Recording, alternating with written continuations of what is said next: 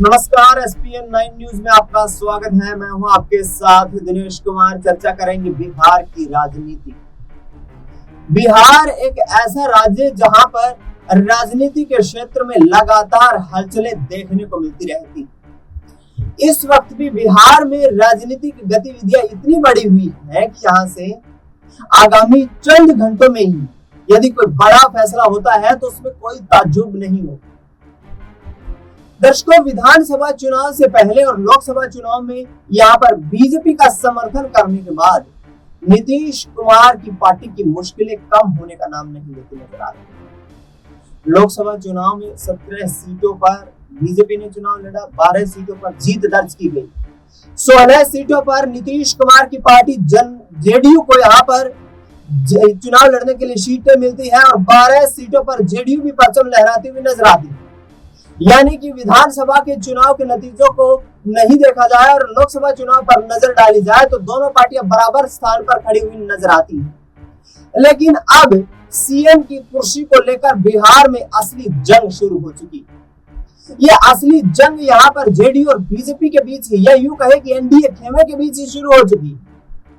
क्योंकि एक तरफ जहां जेडीयू कोटे से 3 कैबिनेट मंत्री बनाए गए हैं, वहीं हम पार्टी हिंदुस्तान आवाम मोर्चा से जीतन राम मांझी केंद्रीय कैबिनेट मंत्री बन गए।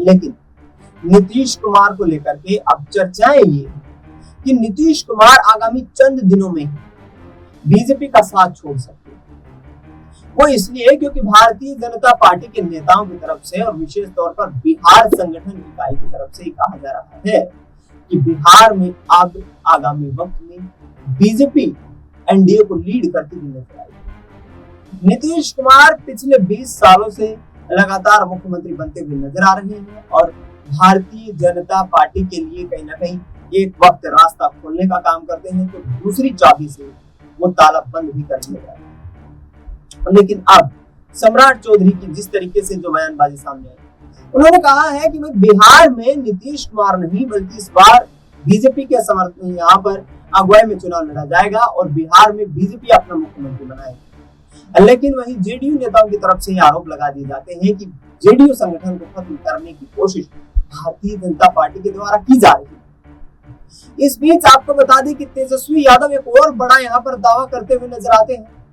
तेजस्वी यादव ने यह कहा कि 2019 के लोकसभा चुनाव में आरजेडी को 0 सीटें मिली थी बिहार में लोकसभा चुनाव में, और उस वक्त विधानसभा के जब 2020 में चुनाव होते हैं तो आरजेडी सबसे बड़ी पार्टी बनकर के उभरती है।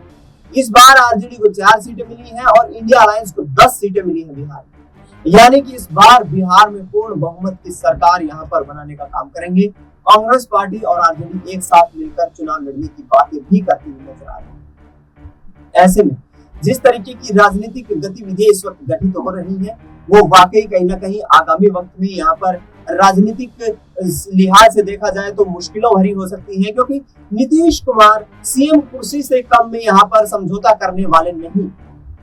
और ऐसे में तेजस्वी यादव के संपर्क में उनके विधायकों का बताया जाना कहीं ना कहीं इस बात का प्रमाण है कि आगामी वक्त में नीतीश कुमार कोई बड़ा फैसला लेने के लिए यहाँ पर बिल्कुल भी इंतजार नहीं करेंगे। ऐसे में क्या बिहार में चंद दिनों में ही यहाँ पर सियासी उथल पुथल होती हुई नजर आएगी और क्या वाकई में नीतीश कुमार एनडीए को छोड़ करके एक बार फिर से महागठबंधन का रुख करने वाले हैं? फिलहाल इस खबर में इतना ही।